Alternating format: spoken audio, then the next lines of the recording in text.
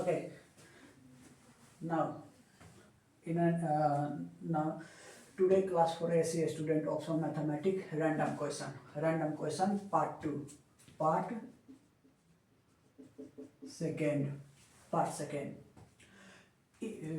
First question, if f is equal to, if a function f is a b x y, then to find the inverse of a f. We have to find the inverse of a. We know inverse means inverse means we have to change the position of a x coordinate and the y coordinate. To change the position of x coordinate, in the position of a x there must be y coordinate, and in the position of a y coordinate there must be x coordinate. That means f inverse is represented as b comma a y comma x.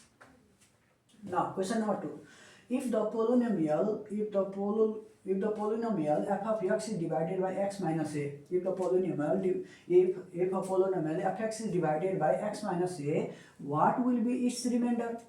जब कुनै पनि polynomial f of x लाई उसको factor, that means x minus a ले divide गर्दैछ भने x minus के फ्याक्टरले x minus a factor भन्ने चिजले यदि डिभाइड गर्दैछ भनेपछि, अथवा if the polynomial f of x is divided by x minus a भन्ने एउटा टर्मले डिभाइड गर्दैछ भने what will be its remainder? We know by remainder theorem, by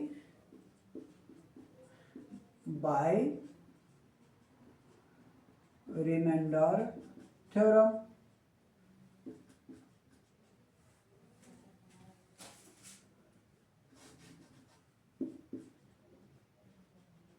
By remainder theorem,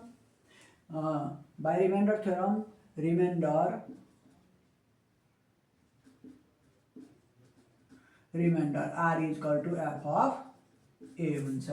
f of a यहाँ जे कुरा हुन्छ त्यसैको फंक्सनमा हाल्दियो भने त्यसैको फंक्सन यदि जहाँ यहाँ जे कुरा छ त्यही यदि फंक्सनमा राखिदियो भने यसले के दिन्छ? रिमाइन्डर दिने गर्दछ. Therefore by the remainder theorem, remainder equal to r equal to f of a. If x minus m is the factor of a polynomial px, what will be the value of a p of m? By same case, if x minus m is the factor, मानौ अब factor को कुरा आयो. if x minus m यदि factor छ कुनै पनि polynomial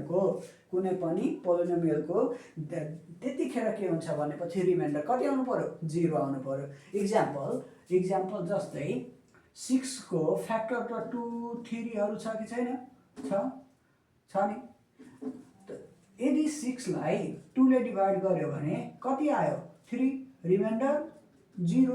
भनेपछि यदि यसको फ्याक्टरले यसलाई डिवाइड गर्दैछ भने यसको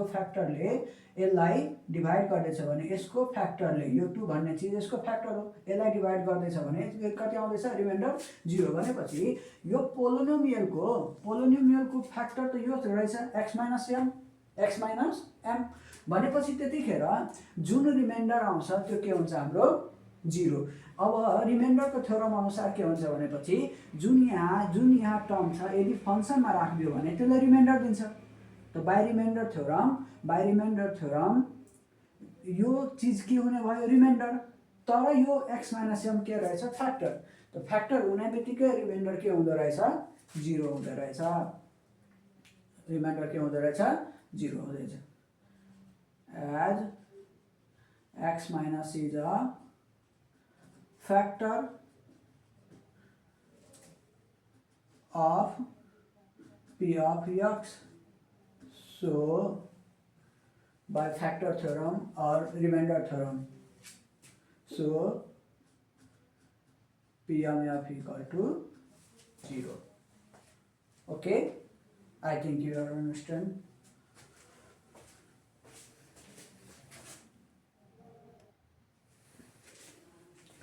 Now, next question.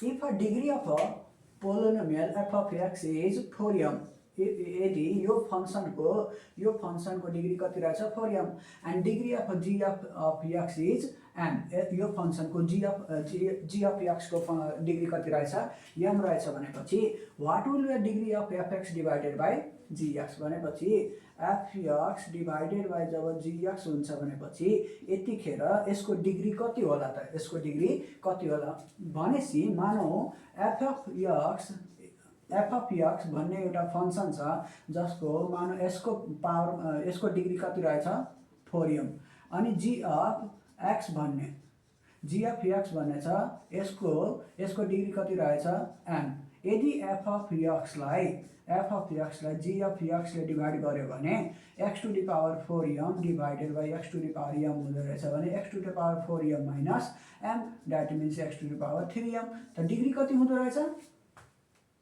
3m that means degree will be subtracted division को केसमा के हुँदो रहेछ डिग्री सबट्र्याक्सन हुँदो रहेछ त भनेपछि degree of f of x divided by g of x is equal to 4m minus m that equal to 3m. Okay.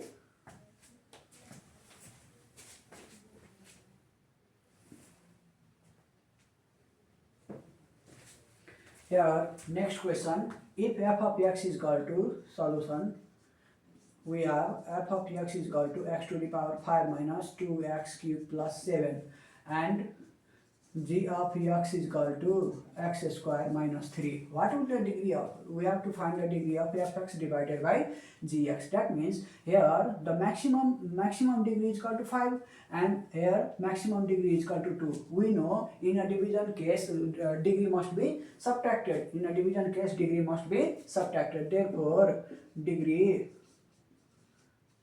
of f of x divided by g of x. यदि division को case छ भनेपछि degree लाई के गर्नुपर्छ subtract highest degree कति छ 5 minus यताको 2 दैट इक्वल टु 3